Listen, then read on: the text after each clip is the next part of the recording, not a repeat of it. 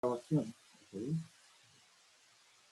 Y bueno, me corresponde a mí hacer la presentación de la keynote speaker, doctora Hilda Lloréns. Quiero simplemente recapitular lo que hemos hecho en el día de hoy, en nuestro primer día de actividades. Hemos tenido dos paneles, uno sobre cambio climático y marcos discursivos, un segundo panel sobre lo terráneo en el ideal moderno. Tuvimos también una presentación, discusión con Víctor Corona sobre, sobre la estigmatización lingüística y el prestigio en la música del reggaetón, particularmente en la obra de Bad Bunny. Y hace unos minutos terminamos un segundo panel enfocado en el Amazonas como zona geográfica, y este panel tenía el nombre de Neocolonial Enterprise and Tropical Imaginaries.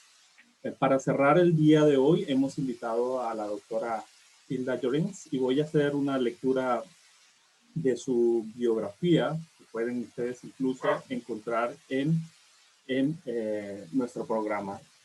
Dice así: la investigación y los escritos de la doctora Hilda Lloréns se preocupan por comprender cómo la raza, el género y la clase socioeconómica, las prácticas sociales de poder y las desigualdades estructurales se entrecruzan en varias áreas de la vida cultural y social, incluyendo la producción cultural y las representaciones nacionales, la migración, el cuerpo, el medio ambiente y la ecología en América.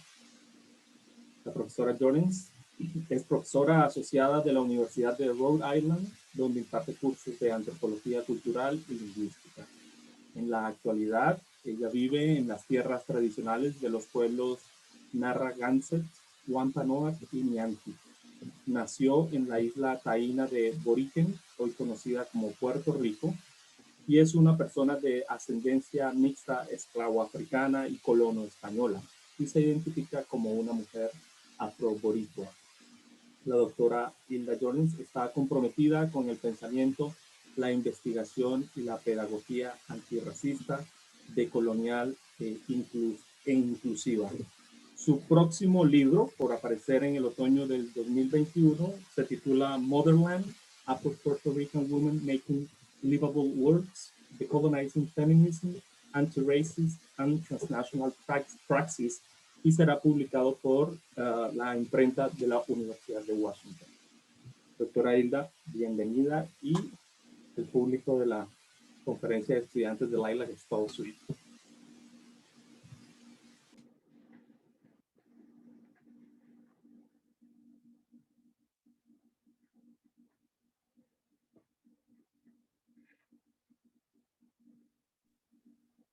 We can't hear you. No se escucha. Ahora. Sí, ahora sí. Gracias y disculpen. Déjenme, ¿pueden ver mi screen? Ok, gracias. Sí. Déjame arrange esto un poquito para poder ver, para yo poder ver mi screen. Bueno, I'm gonna present in English, although I will probably be speaking in Spanish. So I just first want to say thank you to Carmín Quijano Seda and Jorge Alvis and Lara Alonso and everyone behind the scenes who worked to bring together this conference aptly named Survival Trouble, and which I understand is the 25th annual graduate conference of the Latin American, Iberian, and Latino Cultures Program. It is an honor to share my work here today, and I am deeply grateful for this opportunity. I also want to say thank you to all of you who showed up at 6 o'clock on a Friday evening. I know it is dinner time. I know you all had a long day, so I'm really extra grateful that you're here to listen to some of what I've been working on and thinking about. And the title of my talk is Resisting Extractivism and Disposability in the Racial Capitalocene. And in this talk today, I will trace briefly some of the ethnographic work I've done in the last 5 years on environmental injustice and racism. And I began this work in the Hobos Bay in Puerto Rico Southeast. And this is the place where my family and I are from. and then this work took me to La Guajira, Colombia, in the summer of 2018, and I'm going to talk about that in a moment. And the talk traces some of the work that I've already published about both the Bay of Hobos as well as about La Guajira. But it also touches upon some of the work that is forthcoming in my book in October 2021, titled Motherland. But also here today, I extend some of my thinking beyond what I have published, earlier, as well as in the forthcoming book.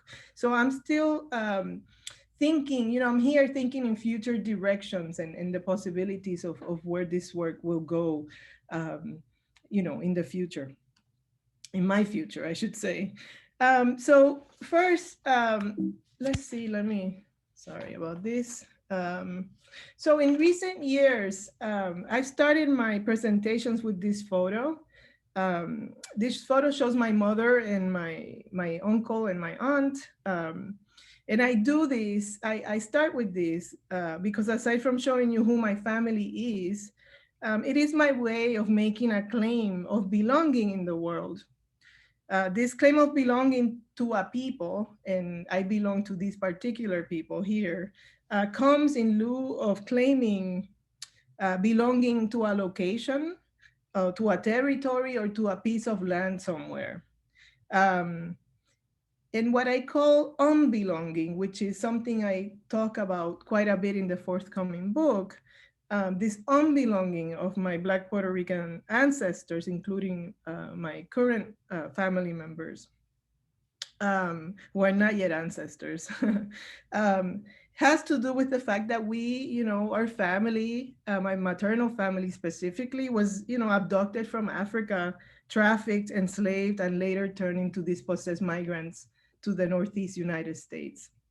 It is, as I said, I detailed this story in much depth in my forthcoming book, but in essence, the point that I'm making here is that I cannot say that I belong to a place or a territory as much as I can say that I belong to a people, and specifically to the people pictured here. And this has a great deal of bearing on the way in which I do my work and the way in which I move through the world. As a woman, but also as a scholar. And I use the auto theory or life thinking as a method and theoretical framework that offers a counter discourse, counter narrative. And this auto theory and life thinking has been now used, for the last, one can say, I think about 40 years, and probably even before, in some way, in some form, by Black, Latinx, Indigenous, feminist, and queer scholars who integrate biography and or embodiment, bodily experience with social criticism, research, and documenting sociocultural life. So a lot of my work is auto-theoretical. It is, I do a lot of life thinking through my ethnographic work. And before delving into the ethnographic portion of this presentation, I will share with you some of the theoretical frameworks I am thinking along with. In my process of thinking and researching, I most often begin with lived experiences, observations, embodied knowledge, testimony, oral history, and conversations, and with looking and seeing and imaging, and it is only later that I turn to theory and theoretical frameworks as explanatory models for the real world, quote unquote, phenomena that I am seeing, sensing, experiencing, hearing, and thinking about.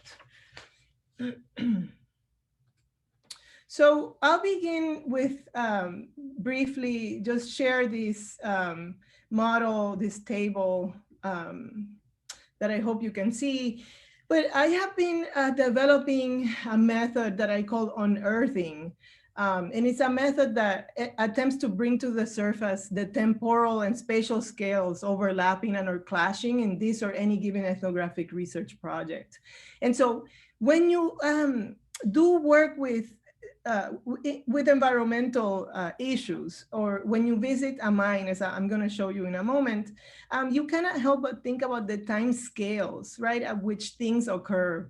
And so I was thinking about geologic and deep time on the one hand, in order to understand, right, the length of time of coal formation, But also I was thinking about human time, right? Which is a much shorter, has a much shorter span.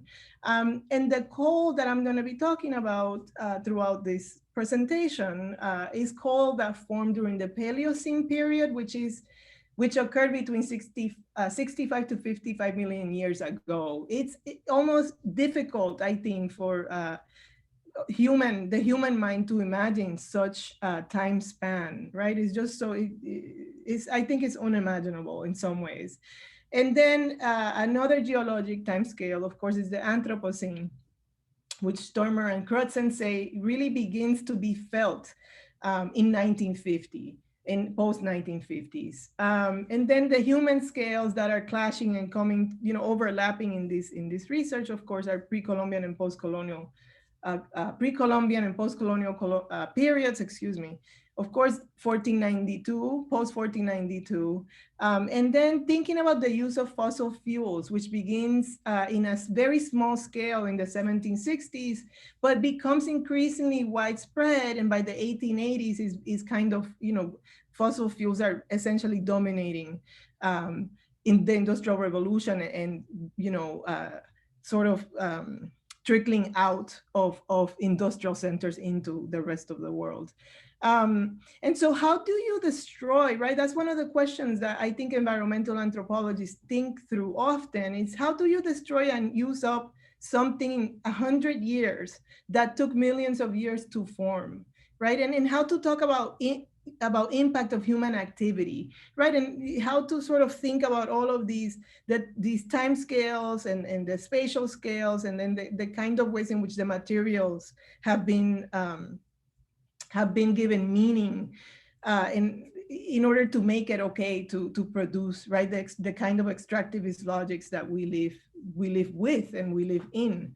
And of course, the thinking of materials, right, of nature as a natural resource, as a resource to extract, the feminization of the land itself, have a great deal to do, right, with the kind of environmental injustice I'm gonna talk about here today, and the transformation of certain kinds of humans, right, into subhuman groups that are also, right, seen as materials, as these unending, an unending supply of labor.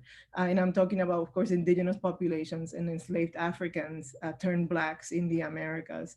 And then the spatial scales, right, the continental meetings and exchanges that lead to processes that are still ongoing today, that are in fact part and parcel of our lives now today. And so one thing to mention is that as global, imperial, and colonial economic systems that transform human and natural history, the Plantationocene, right, which some people argue, well, should we be talking about the Plantationocene or Capitalocene rather than the Anthropocene, right? So these are all competing geologic times. But the transformed human and natural history, the Plantationocene as an economic system and social political system, and racial Capitalocene, which begin earnest in the 16th century, proceed and produce the climatic changes wrought and experienced in the Anthropocene. So the Anthropocene doesn't really begin with the Industrial Revolution, doesn't begin with the beginning of using fossil fuels on a large scale.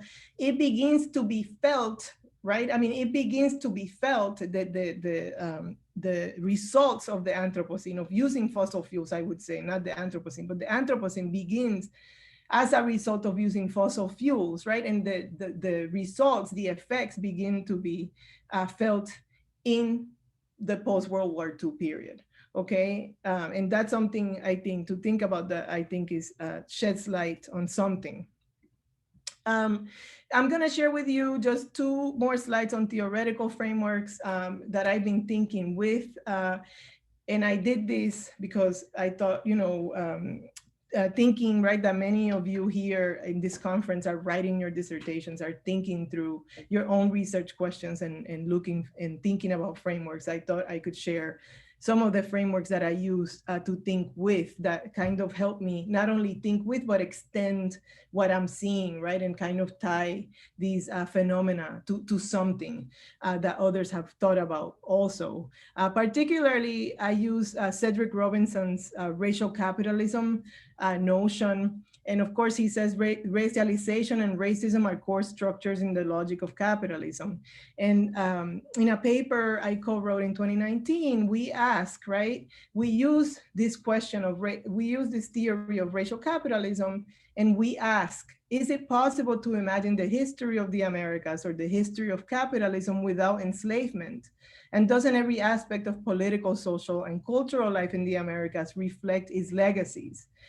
And then lately, I've been really thinking with Francois Vergès' work, which I think extends in many ways Robinson's framework of racial capitalism. And she uses a term called racial capitalocene. And she argues that climate change is not about human hubris, but the result of the long history of colonialism and racial capitalism and its Promethean thinking, the idea that quote unquote man can invent a mechanical technical solution to any problem, right? And this I think is the addition, one of the additions that she makes with her idea of the racial capitalocene, is that one of the things we have to remember is that the depletion, right, of so-called natural resources, right, is usually justified by the idea that man's, quote unquote, right, man's ingenuity and creativity can create solutions, can fix, right? So if the soil is depleted, that man can create a way in which to replenish, right, artificially the soil, right? And that's just one solution. There's so many. And this is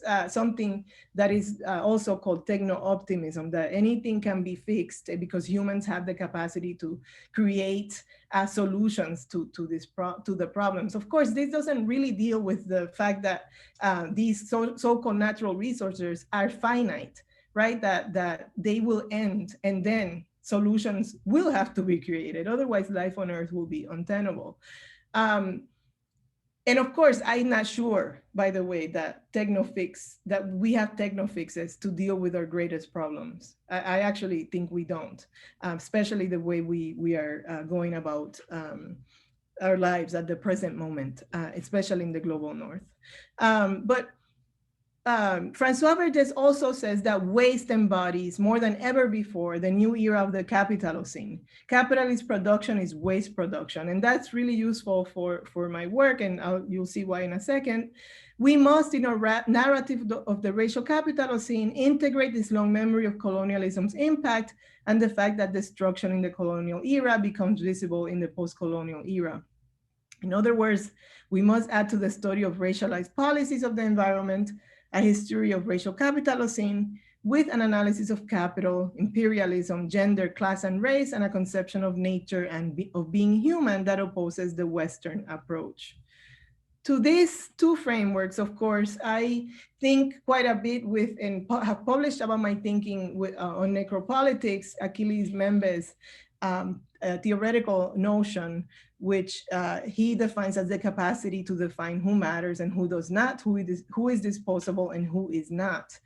Necropolitics and necropower accounts for the various ways in which, in our contemporary world, weapons are deployed in the interest of maximum destruction of persons and the creation of death worlds, new and unique forms of social existence in which vast populations are subjected to conditions of life, conferring upon them the status of living dead.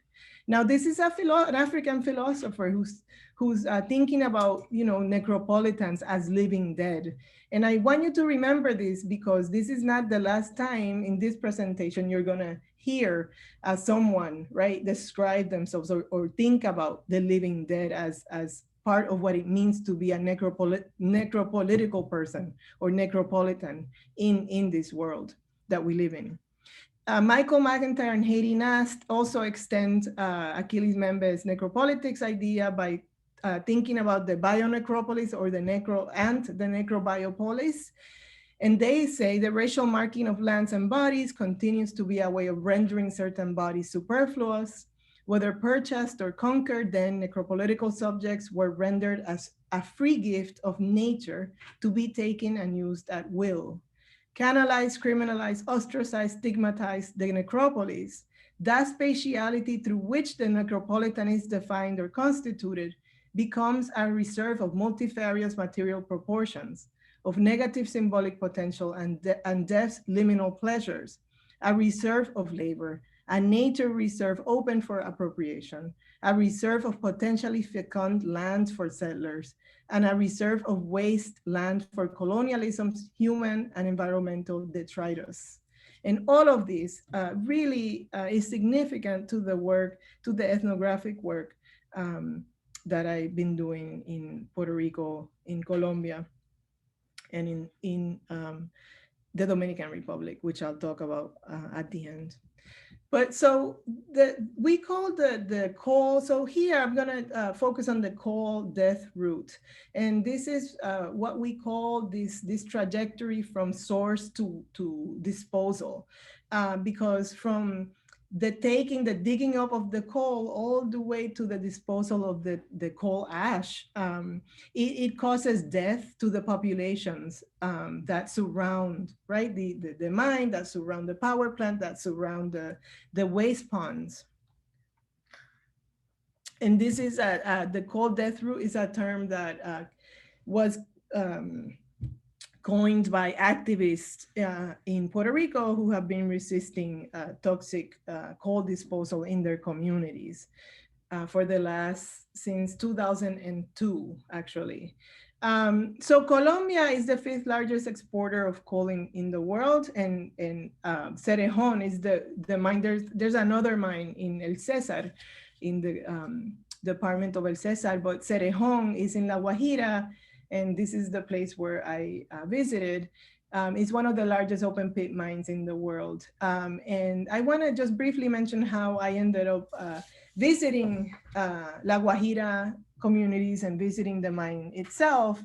I was invited along with my colleague, Ruth Santiago, who is an environmental attorney and an environmental activist in Puerto Rico, with whom I work closely.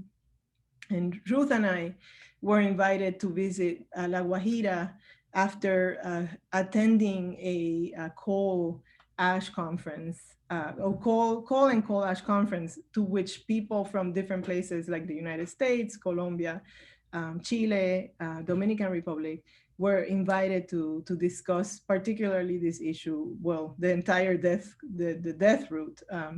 Anyway, there, Ruth met 2 Colombian activists and NGO staff, one from Fuerza de Mujeres Guayu, and another from an NGO in Bogota called Inde Paz. And they invited us to go visit La Guajira so we could understand, right, what their communities were living through. And so we did, we went there, and our trip actually coincided with a visit of a delegation called Witness for Peace. And we incorporated ourselves with the Witness for Peace delegation, which is a whole nother conversation unto itself.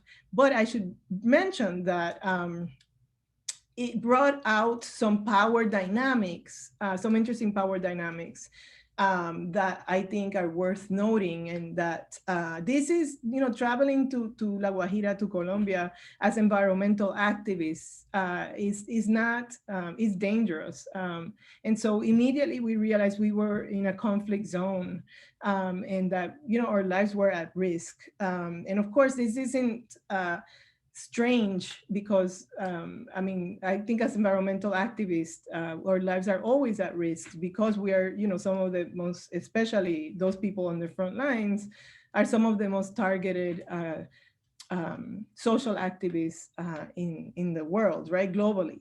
And so going with Witness for Peace was a good thing because the delegation was composed mainly of white American and European activists and scholars. And so in some ways, as 2 Afro-Latina women who looked a lot like the people, right? So we, one of the things about being Afro-Latino, right, is that Ruth and I could have been, our families could have easily have been brought to Colombia, right? Our Black family could have been brought to any, any place in the Americas. So we don't look so different from the people who's, the communities of Afro-Colombians we were visiting who have been affected by the mine. But traveling with the delegation, then it was almost like using, in some ways, the delegation as a shield, the delegation of mainly, right, white American and European activists and scholars as a shield that would protect us to some degree in this conflict zone. But also that one of the other things is we wouldn't have had the kind of access we had we not gone with this delegation of European and American, white American folks.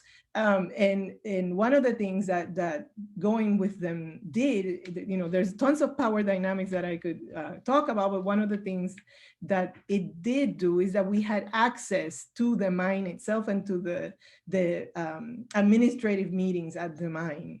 And we wouldn't have had that had we not gone or incorporated ourselves with this delegation. And so there's a lot more I can say, but I have other things that I want to focus on, so I'll stop there. But the mine is owned by a British conglomerate, BHP Billington, Anglo-American, and Glencore. Royalties from the mine go to the Colombian government. The issue there is that there's great displacement of Wayu and Afro-descendant communities. So land struggles, land claims, eviction and expropriation of land without compensation. No previous consultation or informed consent is all, so communities are often evicted without regard.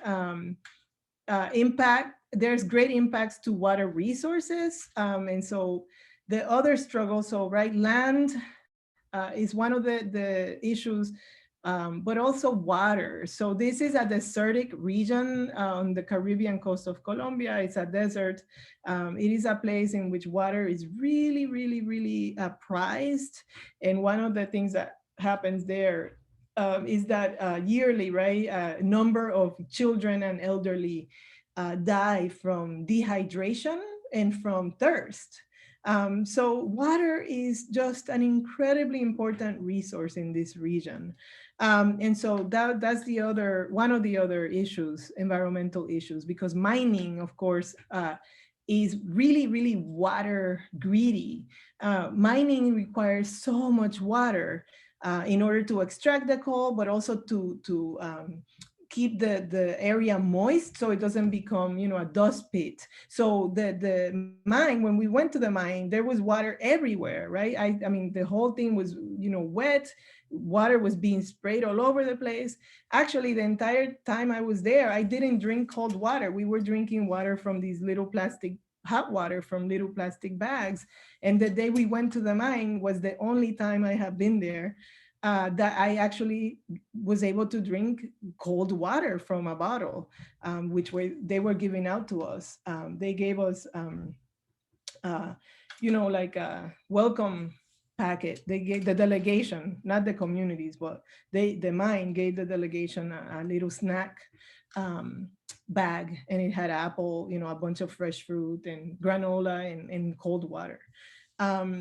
So the impact to water resources is, incredibly significant. The other significant piece as an anthropologist, of course, is the symbolic meanings of water. And of course, time and again, in every single community we visited, we heard people say, agua es vida, water is life. Without water, we will die. And then in some of the Wayu communities, people said, el agua es la sangre que corre las venas de la madre tierra. Water is the blood that runs in the veins of our Mother Earth. So this is not only a violence, right? It's a violence on every level. It's a violence to our human life, to our rights to water, but it's a violence to Mother Earth. We visited Tajo Patilla, which in a publication, I refer to it as an open wound, of course, nodding to Las Venas Abiertas, which is, of course, such an important and foundational text. And the open wound, they brought us to see one of the pits. And again, the symbolic meanings we had heard in the communities about what the call meant to their communities, to the communities there. So for the Wayu, the call is our mother's bone, los huesos de nuestra madre. So the call is the bones of Mother Earth, right? So here is this mine, this multinational, just, you know, basically stealing the bones of our mother. And then the Afro-Colombian communities refer to the blood, to the coal as blood coal. And of course, here are different also temporal scales, right? The bones of our mother shows us, right, that coal is essentially, right, in this imagining, is kind of the skeletal system on which the earth is formed, right? And so that, you know, there's kind of a temporality that goes, you know, beyond the, I think, human time. And then for the Afro-Colombian communities, the reference to blood coal refers to the fact that on their lands, right, after being brought from Africa to Colombia, on their land, they began to build communities, to build lives. And those lives ended and people were interred, right? You know, they planted gardens. So, you know, one of the things that they also are really sad about having lost is their gardens, their subsistence gardens, their farms, but also the places in which they had interred their ancestors. And so this is a more human temporality, right? That here we interred our ancestors, you know, or mothers or fathers or grandparents or great-grandparents, and they have been dug up with the coal to make electricity, right? To burn for the people in Puerto Rico, as we'll see here. And of course, I also, in some of the publications, talk about, you know, this, the ways in which injustice is, you know, is lived in peripheries, right? There's a different piece about it. This is the Patilla, Tajo Patilla. This is where there was an Afro-Colombian community here. It was evicted to make way for digging this pit. And here is another view. It looks like the Grand Canyon, but it isn't, it's a coal mine. And at the bottom there, you'll see water. And we were asking where that water came from. And the mine didn't really want to answer questions about the water, but they said that's not the aquifer, that was from rains. It collected there, it pooled there.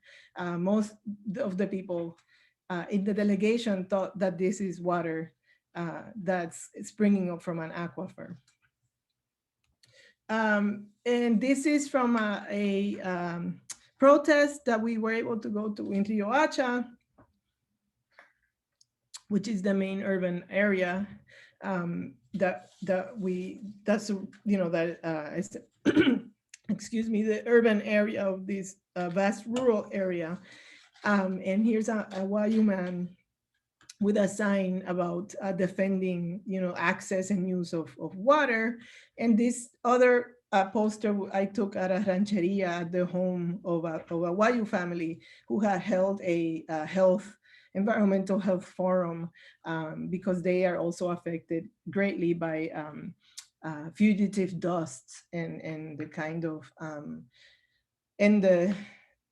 trains that carry coal that go through their community. So they're being affected, they're having a lot more respiratory and skin disease as a result of the coal being transported through their communities in a train that's very, very loud, actually. So one of the communities we went to, they complained that they couldn't sleep because the train, you know, goes through in the middle of the night and wakes them up. And this is a big problem, we were told, because the Wayu are a dreaming people, and dreams, if you don't sleep, you can't dream. And if you can't dream, you cannot have access to the information that your ancestors want you to have. So that, the train was also a big source of contention. And this here is Arroyo Bruno, which is a tributary of the Rancheria River. The Rancheria River is a major river that runs from the Sierra Nevada de Santa Marta into the Caribbean Sea, and it runs from the mountains right through the communities, through Rio Hacha, and empties out into the Caribbean Sea. And the Rancheria River has many tributaries. This is one of them. And this tributary is a small portion of which is inside a community of Wayu indigenous people.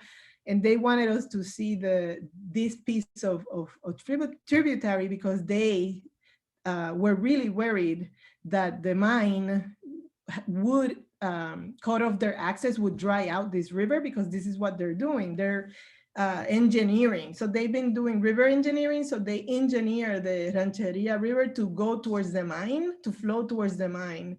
And tributaries around the mine also get engineered. So they have dried out lots and lots and lots of tributaries. And this community said, if they take away this water, we are out of water. This is the only water resource we have here. So they wanted us to know that without this water, they would die. And this is, that's the urgency of this issue. These are some walls in the city of Rio Hacha. There's not much graffiti in Rio Hacha that I could see. So because it is a conflict zone, because it is very dangerous to make any graffiti, put graffiti on walls. People don't, especially environmental theme. So it was remarkable to find these walls. And one is, of course, more water, less coal. And the other one is a play on Cerejón's slogan, which is Cerejón responsible mining. And here they wrote Cerejón irresponsible mining. I'll share briefly, or as fast as I can. I'm sorry, I hope that you're still with me. Rogelio's testimony, and Rogelio is a man from an Afro-Colombian community that was displaced by the mine. And we went there for a community meeting. And Rogelio says, I am sharing this with you because I know you are a conduit to the multinational. So here he's saying, I know that the multinational, they talk to you, to Witness for Peace.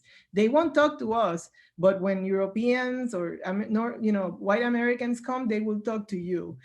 So he says, our rights to due process have been violated by the multinational with the complicity of the state. They interpret the law to their benefit.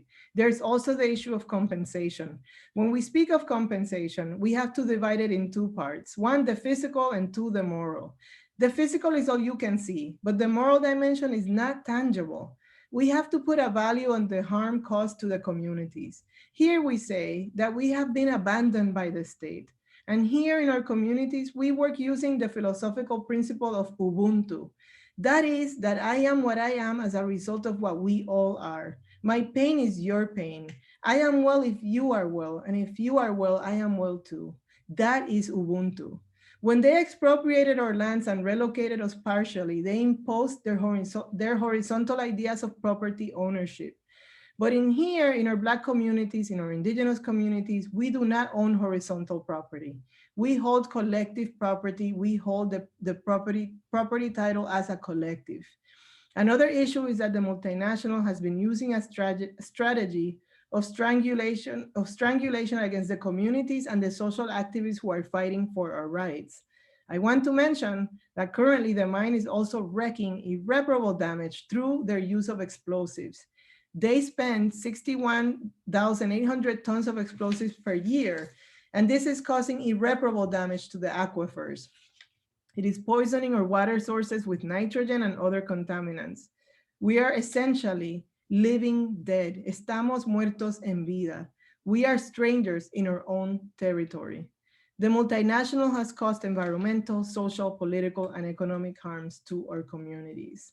And this was a testimony by, you know, Rogelio, a local community member who has been fighting against the eviction, you know, of his community that is no longer there. Now it's an open pit. There is no community to go back to, right? They would have to repair and refill these pits in order to give back that particular land.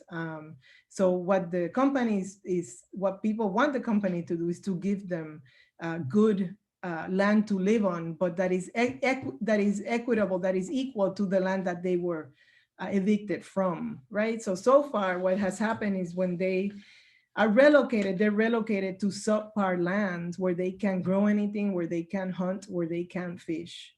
And that's been a problem. And not everyone has been relocated.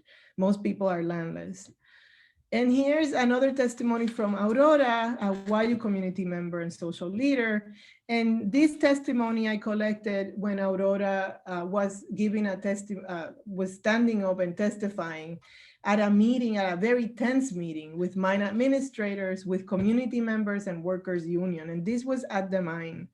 Aurora said, usually I am here to speak about our drying water sources and about the environmental issues we are facing, but not today. Today I am here scared.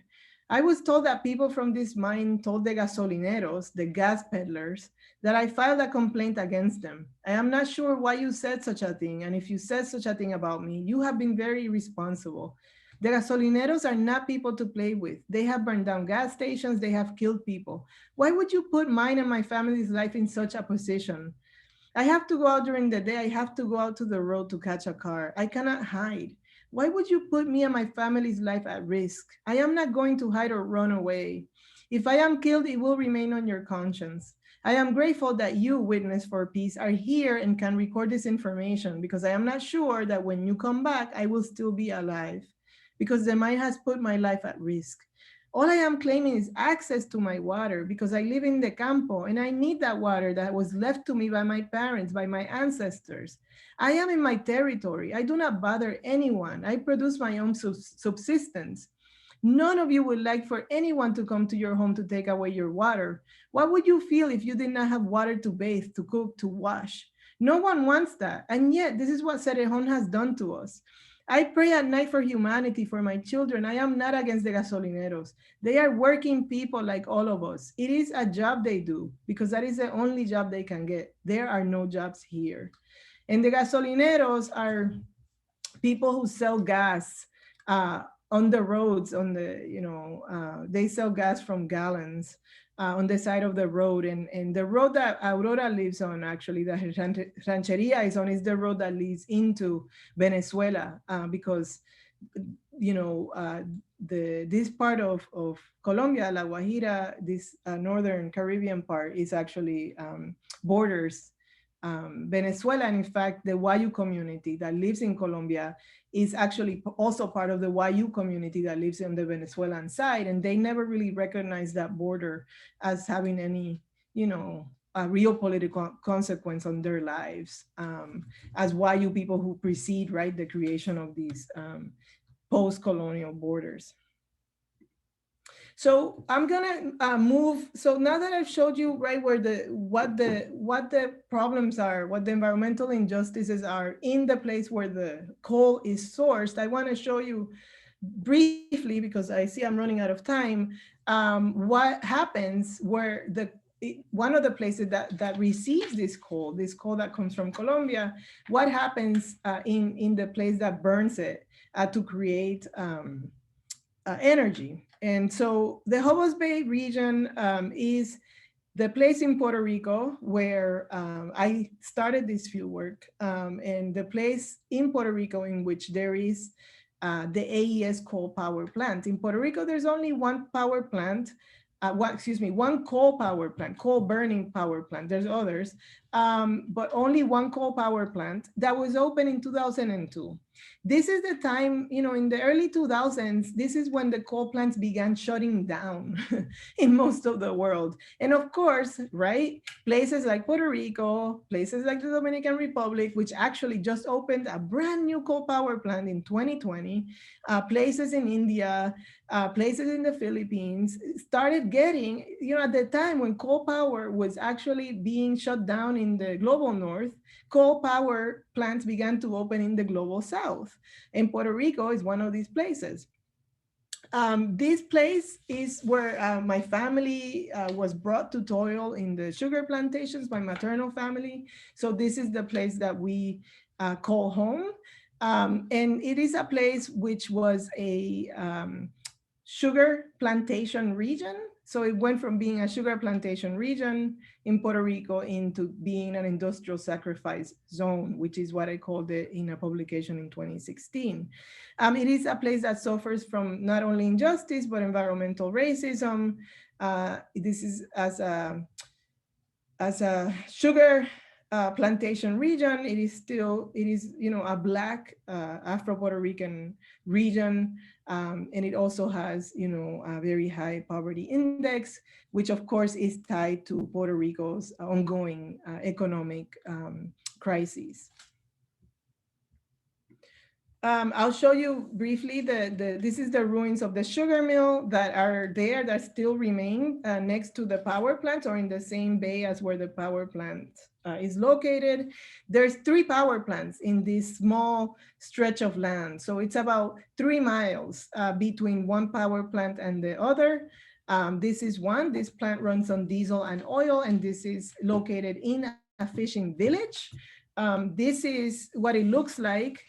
This is a really good example of the proximity, right, of the sugar mill that still stands from the sugar plantation and mill days to the Aguirre Power Complex, which is it's a power plant that has 2, so it has 2 power plants in one space. So this is essentially 2 units.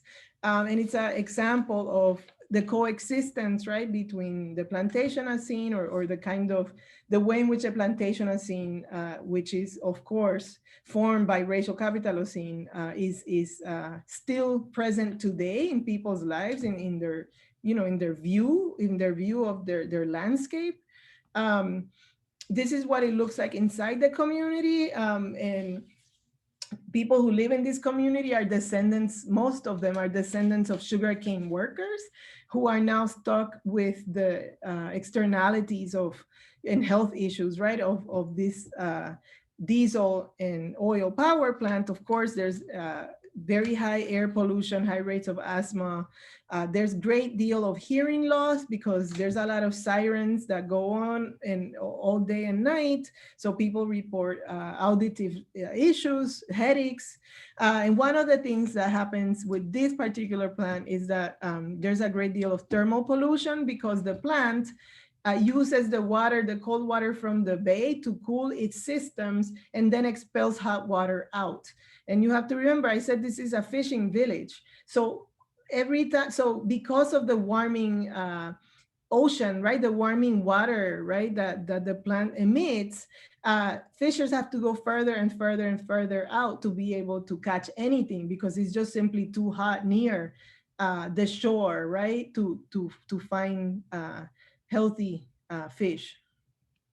But the plant that uses the coal from Colombia is this one. And here I took this picture as I was looking at this plant from the other plant, from the from the diesel plant, excuse me. I was looking across the bay. And this is, there's a red arrow to show you the coal ash mountain. And I'm gonna show you a closer view. And this is what it looks like. This is a photograph from a satellite from NOAA, and this is a satellite picture after Hurricane Maria. This company, the coal ash and the coal from Colombia. So the coal ash is the light gray, and this is the coal before it is burnt. So coal is burnt to create electricity, right? And then the residue of that is this coal ash. The company leaves this stuff is stored outside, and this is not uncommon to coal power plants. They store both coal and the coal ash outside, and it's open to the wind and elements, right? It's just on the grounds of the factory. Of course, 155-hour winds with Hurricane Maria spread this stuff all over the place. This was flooded completely. And the winds, of course, spread both the coal and the coal ash all over this land, and communities live here, right? So the water, the plants, the air, all of this is affected by this coal ash flying around all over the place. Why is that a problem? This is what the coal ash mountain looks like. This is the waste. This is cancerous. This has heavy metals. This has leached into the local aquifer. That aquifer is the sole source of water for about 100,000 people in Puerto Rico. This is a desertic region, so water is a premium, fresh water. This is what the company does. They just leave it out in the open. They also use, I don't know if you can see it, but they use these sprinklers to sprinkle water to keep the pile moist so that the coal ash doesn't fly all over the place. So they have to figure out what to do with this coal. So they burn coal to produce electricity. A lot of this electricity is produced for the tourism industry, which loves electricity, right? The tourism industry and is really electric, it's depends, sucks up so much electricity, right? Because people travel to Puerto Rico or to Dominican Republic to these all-inclusives, and they, it's warm, it's a tropical place. So they leave the fan on and the air conditioning so that they're not hot when they come back, and right. So, charge all their devices, leave the TVs on, leave all the, lights on all the time in their hotel rooms. And, this is these coal plants, produce all of this toxic coal ash trying to keep up with the demand in energy. A big sector of that, a big demand sector is tourism. This plant produces about 300 tons of coal ash a year. And coal ash in the United States, by the way, is the second largest waste stream in the United States too. So coal ash is a huge, huge problem, and companies don't know what to do with it, right? And these people in Puerto Rico, they really, they haven't really devised a plan about what they're gonna do with all this cancer-causing coal ash. In the meantime, it's sitting there. And what happens? Emits, right? Mercury, has polluted the aquifer, has caused, well, let me go here, has caused cancers, a sharp increase in cancers in the local community, asthma rates, spontaneous abortions. All of this is tied to the heavy metals found in toxic coal ash. And here's an example, right, of what I think an emblematic example of the ways in which it affects not only the health of the air and the water, right, in the bay, but also of people who are here having a day of leisure with this toxic cancer-causing mountain in the background. One of the things, one of the important aspects of the environmental justice framework is that it defines the environment as a place where we live, work, play, and worship, right? We live, play, and worship in our environments. And this is, I think, exemplified in this image here which I took actually on the 4th of July, which is, of course, an American holiday for independence. But I don't think the neo-colonies and the colonies enjoy such liberation, and not that we do here either in the global, in this, North American or American global North, if one can say American global North. I spoke to the medical director of the only hospital left in Guayama. Puerto Rico, as you know, because of the debt crisis and the economic crisis before that, has shut down not only schools, but also hospitals. And there used to be 3 hospitals, but 2 of them closed down. So there's just 1 left. This hospital now attends over 100,000 residents. It's a small hospital. So this is, of course, problematic. And Gerson Jimenez, the medical director, said that he finds it significant that there is a 70% increase in cancers in the region since 2002.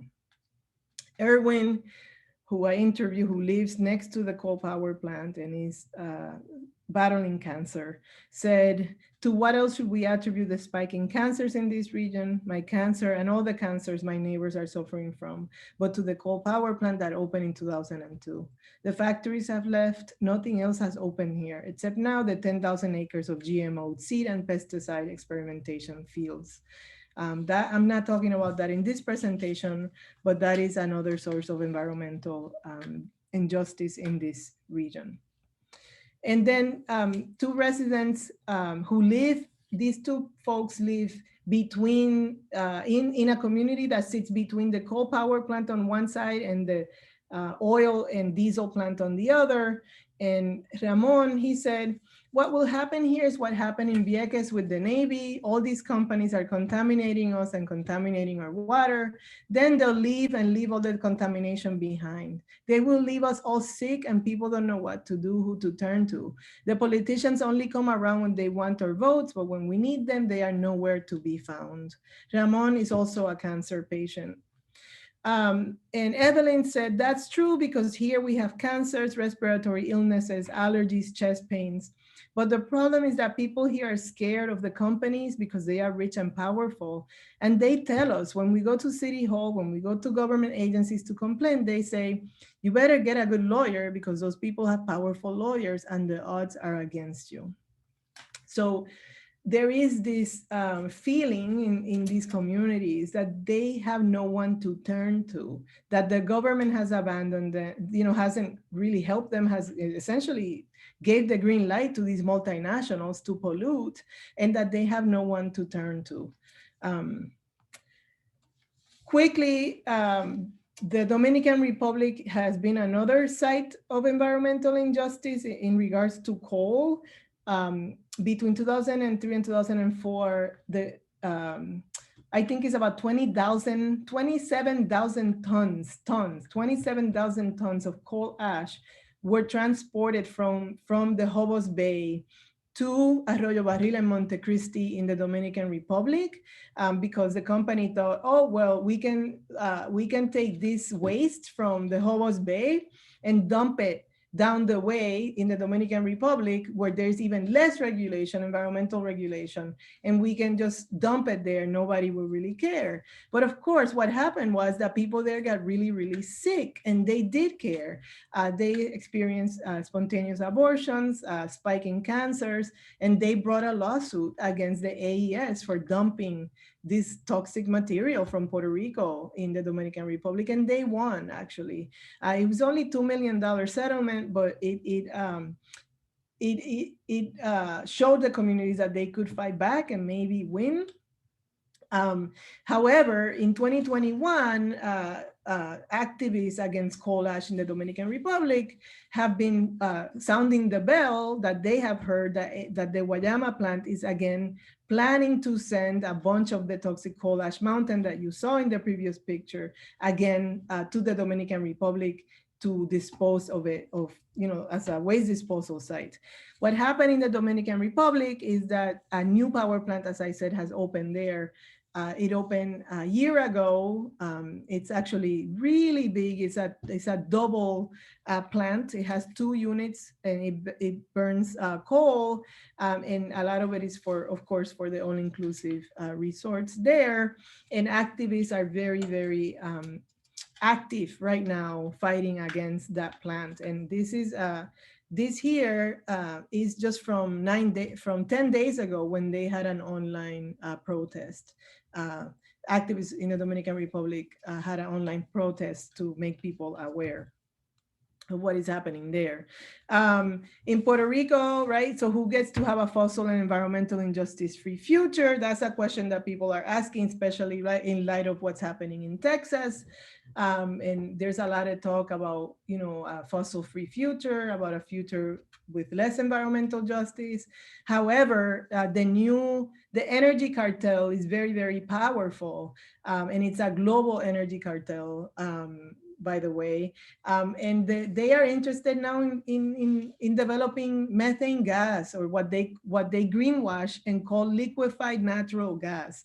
Liquefied natural gas is another incredible pollutant. It has the same, it will cause another death route because it is fracked gas. And if you know where the fracking is happening, it's happening in indigenous communities here in the US, in Black communities, in low-income white communities, and it's causing a great deal of health issues in those communities. And then this gas has to be transported all over the world and burnt, which of course also produces terrible emissions. And so in Puerto Rico, my colleague Catalina Deonis has talked about energy colonialism and coloniality, that if it isn't stopped, it will continue and it will increase. And the new material that will be used, they will phase out. So the plan is that they will phase out coal and diesel and any other fossil fuel, and just ship in methane, or what they call liquefied natural gas. And they have the media, the energy cartel, has produced a marketing strategy in which they say that LNG is clean, is a clean fossil fuel. LNG is not a clean fossil fuel. LNG is a highly contaminating fossil fuel. There's nothing clean about it. So how do communities resist? So they do not stay silent even when facing threat of violence. They defend and practice and pass down their culture. So they're, particularly in the case of the Wayu, I was able to witness a high cultural vitality. I asked a Wayu environmental leader, and this is just the second day I was there, and I said, do you speak the Wayu language here? You know, is it thriving? Is it alive?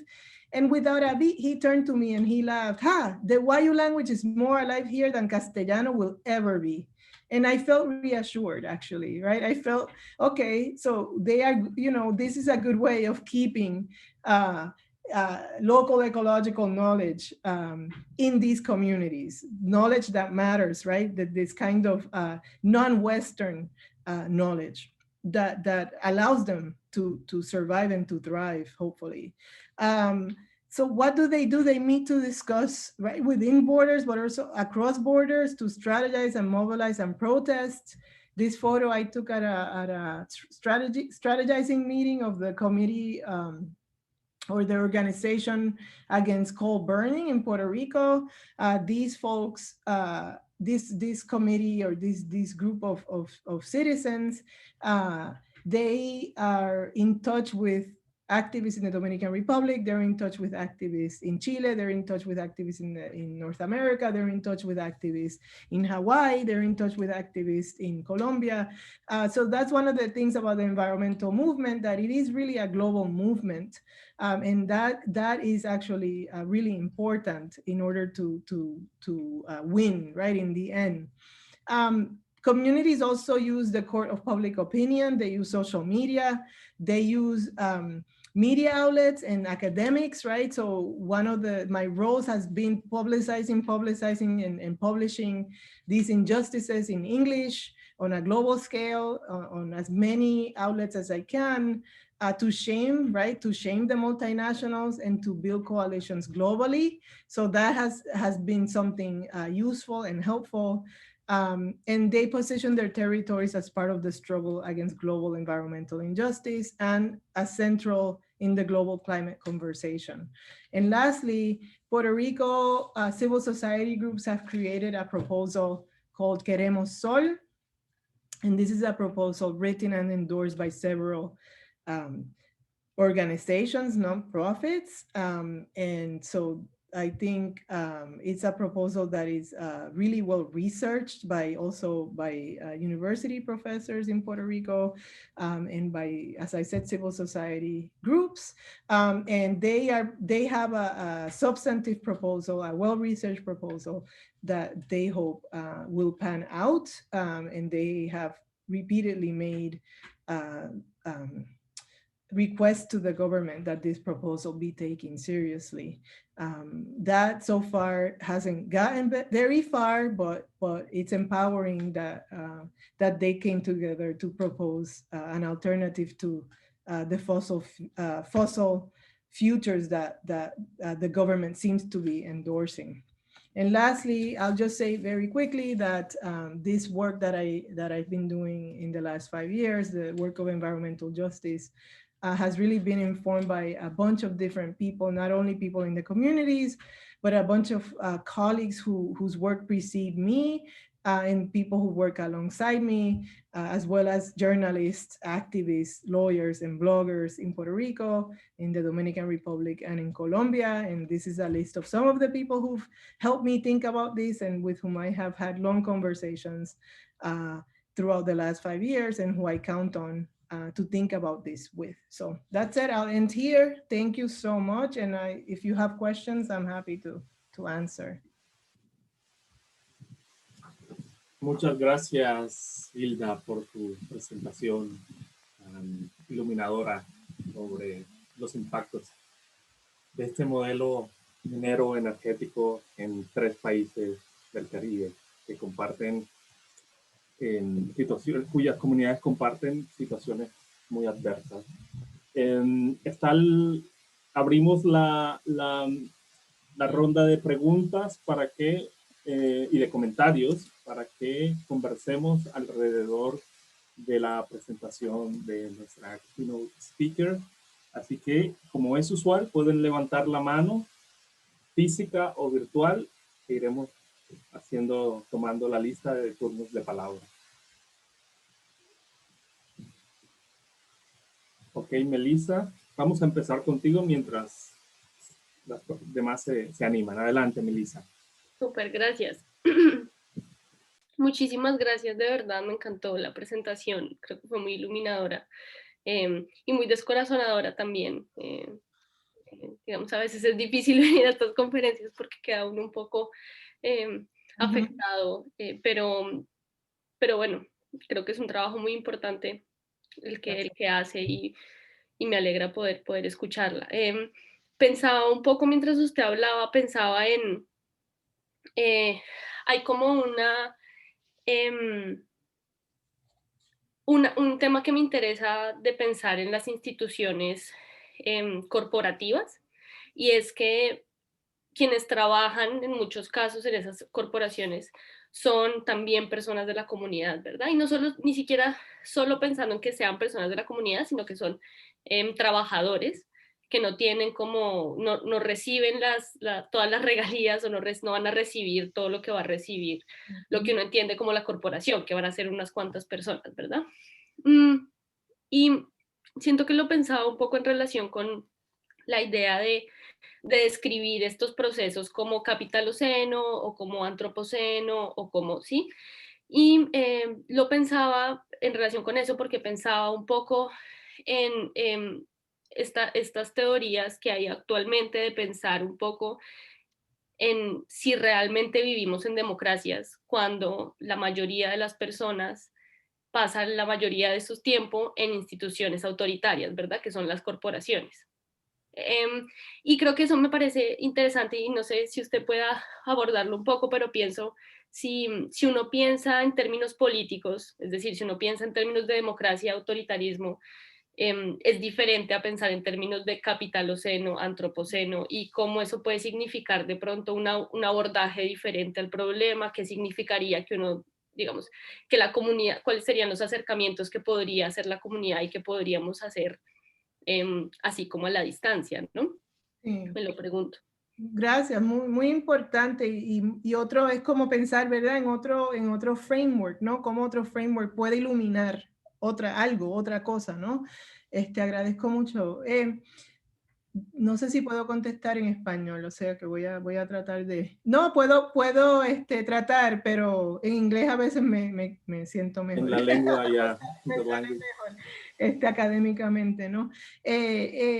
Pero te voy a decir, primero, cuando en el trabajo en Colombia, ¿verdad? En La Guajira, con Witness for Peace, una cosa que me pareció, y en Puerto Rico también, de hecho, bien interesante, es que uno de los públicos que se unen a la lucha, ¿verdad? Porque las luchas ambientales tienen como que todos estos públicos que están interesados en diferentes cosas, ¿no? Están las personas de la comunidad, está los ambientalistas, los conservationists, los biólogos, los antropólogos, es como que todas estas personas. Algo interesante que he aprendido en este trabajo es que también están las uniones de trabajadores.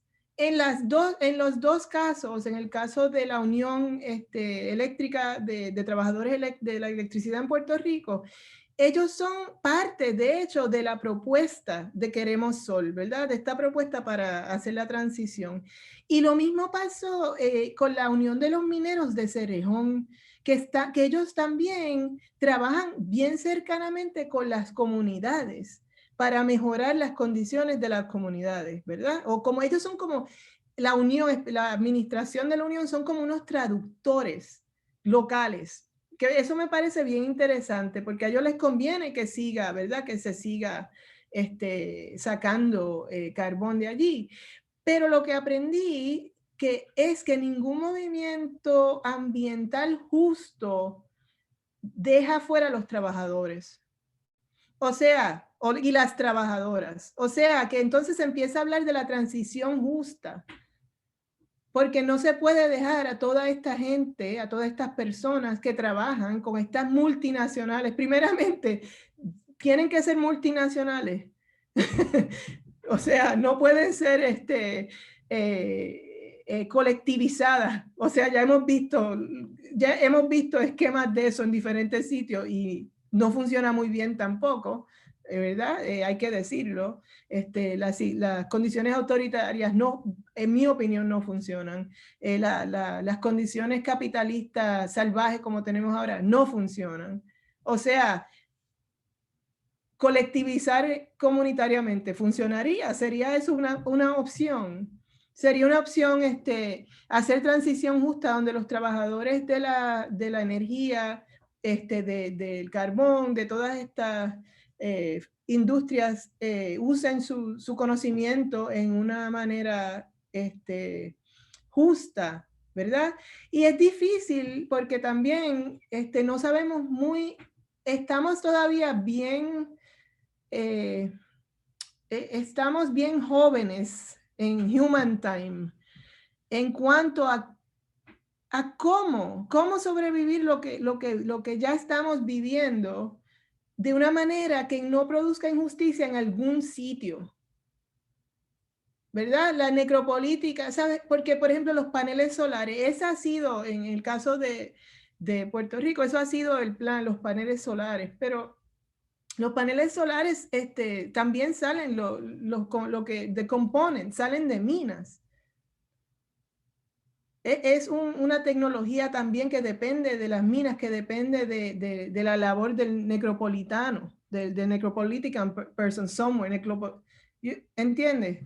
Entonces estamos como que no, tenemos muchas cosas ¿sabes? Que pensar y como que tratar, ¿verdad? Like we have to try, enact, ¿verdad? Y no tan solo, pero no tan solo a nivel de la labor y de las transiciones y cuál es la justicia, pero también de nuestros modelos gubernamentales, ¿no? Que hasta ahora lo que producen precisamente es lo que dijo Membe y lo que después dice Rogelio, ¿verdad? En su comunidad, mundos de gente muerta en vida. Esto no está funcionando. O sea, entonces una de las preguntas, y no te estoy contestando, estoy añadiendo a lo que dijiste, es cómo creamos mundos de vida. no mundos de muerte en vida. Y eso, ¿verdad? Eso yo creo que es como que la gran pregunta que yo no tengo la contestación, pero en la cual pienso todo el tiempo. Sí.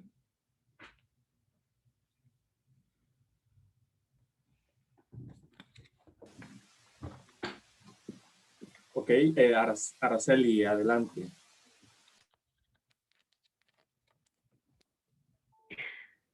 Gracias. Quise decir, levanto la mano y empecé a aplaudir, pero ambos, ¿no? Primero aplaudo y luego levanto la mano. Profesora, muchas gracias. Realmente su charla ha sido muy iluminadora. No conocía muchas de las cosas de las que ha hablado, ni tampoco las había leído. Pero una cosa que me preocupa un poco es que cuando se habla de esclavitud, inmediatamente se empieza a hablar de la colonización española y del siglo XV y XVI, pero yo creo que es bien importante subrayar, por lo menos al pie de página o en algún momento en nuestros estudios, que la esclavitud tiene mucho más camino recorrido. Sí. La esclavitud, por ejemplo, era parte del Imperio Romano y se justificaba. Para los romanos, tener esclavos era justificable. ¿Ah? Y eso no los libraba de vivir en las mejores partes o de sufrir, ¿verdad? Como la gentrification que nosotros, por ejemplo, en mi caso, que enseñamos en Harlem, la estamos viendo y cómo es que la gente precisamente de escasos recursos está siendo desalojada de sus, sí, de sus lugares. Bueno, ese es solamente un comentario. Pero mi pregunta para usted es, ¿usted piensa integrar la pandemia COVID-19 en sus futuros estudios? Pues, no, bueno, en cuanto a la esclavización, quiero decir que sí, es importante, ¿verdad? Que se practicaba no tan solo en Roma, pero en África. Pero yo creo que tenemos que ver cómo la esclavización racializada de las Américas, no, ¿sabe? Y la continuación del sistema de racialización vis a vis la esclavización tiene como que un sabor bien específico, ¿verdad? En nuestras vidas, en las personas que somos pues los descendientes de las personas esclavizadas en las Américas. Y eso, o sea que es algo bien, la realización la esclavización racializada vis a vis el capitalismo es bien, bien particular, ¿verdad? A el sistema que se desarrolla post-1492, ¿verdad? Que todavía estamos viviendo. Yo quiero añadir eso porque, ¿verdad? Son sistemas de esclavización diferentes y la esclavización que yo siento que todavía vivo, ¿verdad? En mi propia, en mi vida, que mi familia vivimos todavía como que con los estragos, ¿verdad? De la esclavización, como gente desposeída. Que aunque no lo crean, ¿verdad? Yo estoy aquí sentada dando esta charla, pero mi familia es una familia desposeída de sus tierras y no son dueños y somos migrantes, landless migrants, ¿verdad? En el norte. Y eso tiene como que es algo específico a la condición y la experiencia de ser negro en las Américas. Y yo creo que es importante también subrayar eso. En cuanto a COVID, pues no, a lo mejor cuando pueda dar un paso hacia atrás y pensar un poco en lo que ha significado, a lo mejor, bueno, porque he tenido 2 familiares que han muerto de COVID. Entonces, pues para mí ha sido un proceso lleno de dolor y grief, ¿no? Y no sé todavía, en mi caso, no sé si estoy lista para enfrentarme con lo que ha sido el COVID en nuestras vidas. Sí, yo solamente lo mencioné porque el COVID ha atacado sobre todo a la gente marginada y desposeída, ¿no? No solamente en Estados Unidos, sino en todas partes del mundo. Globalmente. Yo creo que es esencial sí. Pues tratar de hacer una conexión. Sí. No que yo la haría por nada del mundo, pero muchísimas gracias, profesora. Gracias a usted.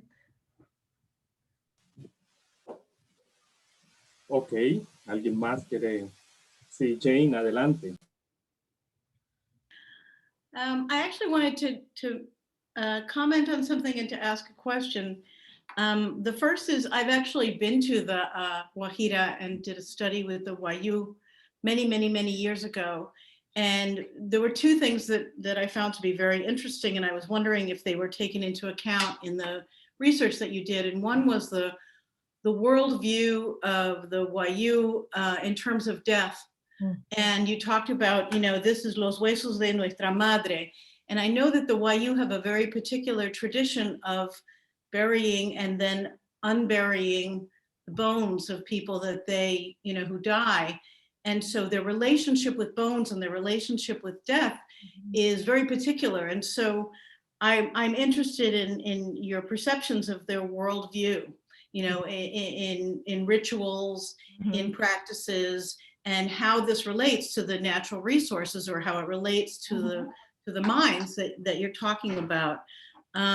It's interesting that particular group happens to have a very, and I think this is true when we study Indigenous people everywhere, which is we have to understand that their worldview is very, very, very, it may be very different. It may have, it may be completely their perception of natural resources of the world around them may be different from, that's why it's also interesting that you went with people from Witness for Peace, because Witness for Peace, I know very, very, very well from my years in Central America. And, I know that they tend to be kind of middle class, white Americans who go down there.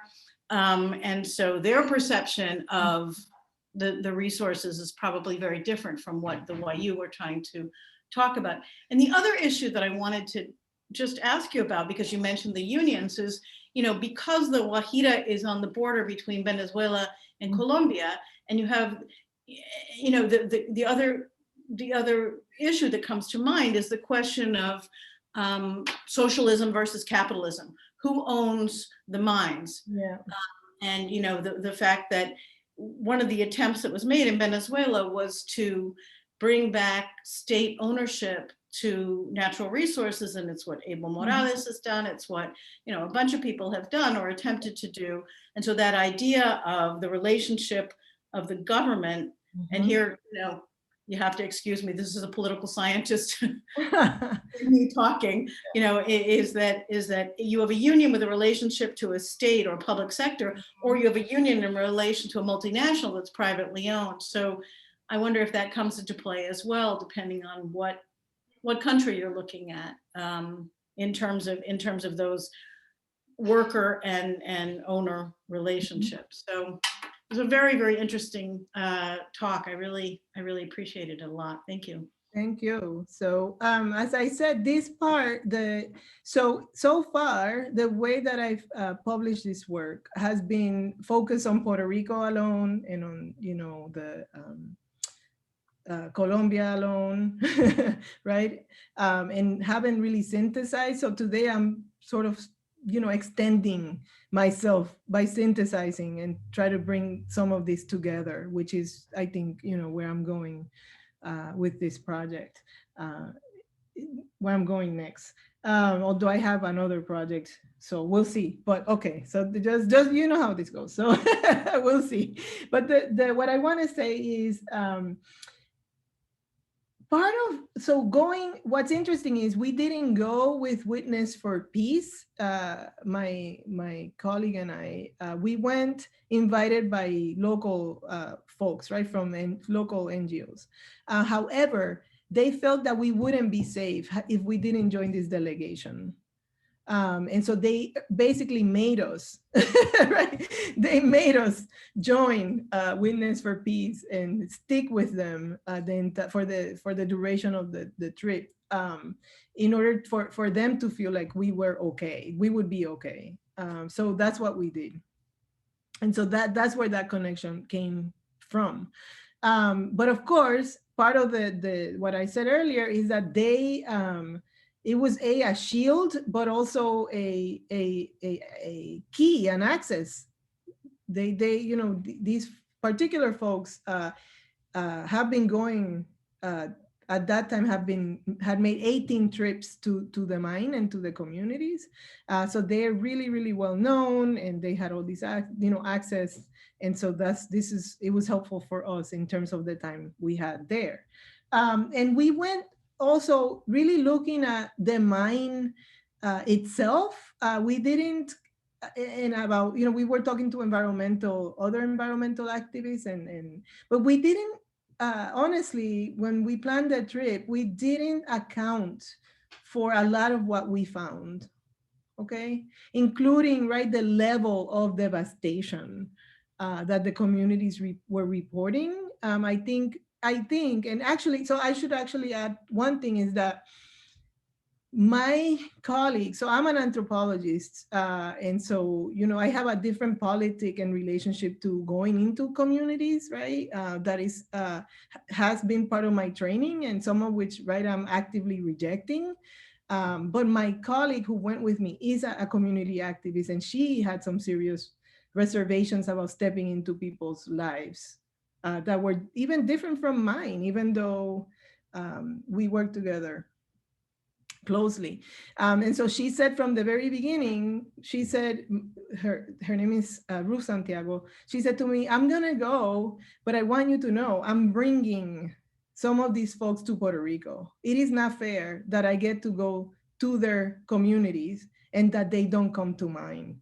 So, so sure enough, we went in July, and in December, we got a big, now a bunch of organizations in Puerto Rico who put together the Queremos Sol proposal, got a big grant to do a meetup of activists and union leaders from Colombia, Puerto Rico, and the Dominican Republic. And many of these folks came. The grant paid for their trip to Puerto Rico, and they actually were brought to the communities in Puerto Rico affected by the coal ash that comes from their home.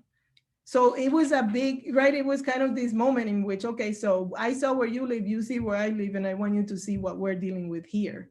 So that was also this kind of particularly at the insistence of my colleague Ruth, who's a community activist and a community environmental lawyer.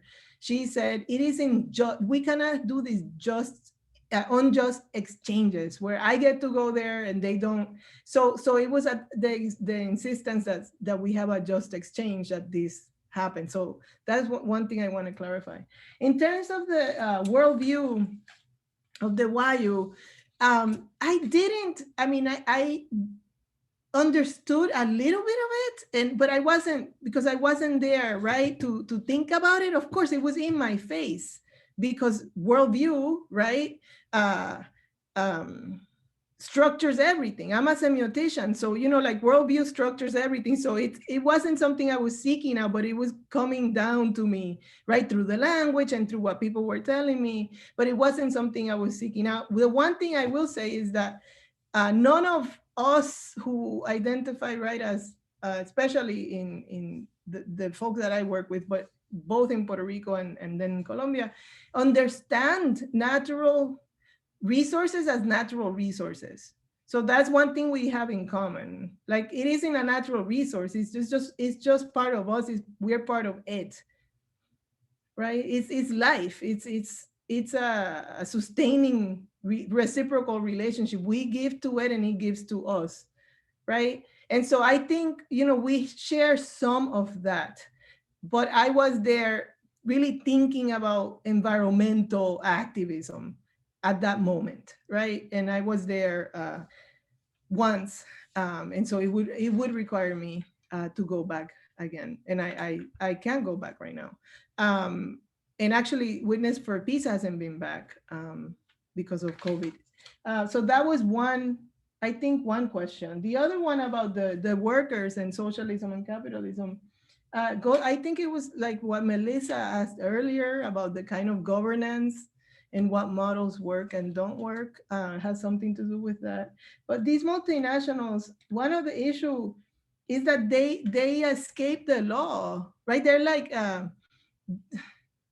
this is what Rogelio was saying. It's like they twist the law to their benefit.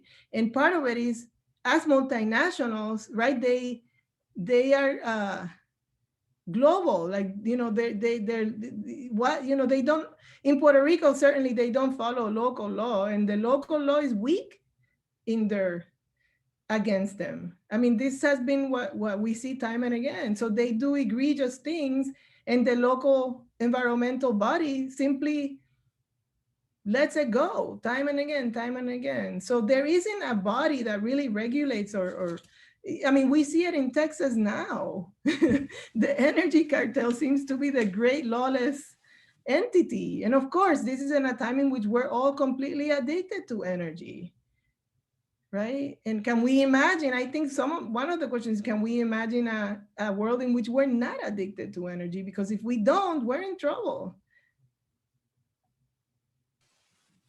So I'll stop there. I mean, but you've given me, thank you. You've given me, Jane, lots to think about, and I appreciate that. Thank you. Gracias, Hilda. Survival in Trouble es el nombre de esta conferencia. Así que una buena manera de cerrar. Creo que es hora de cerrar. Hay varias manos arriba, pero con el fin de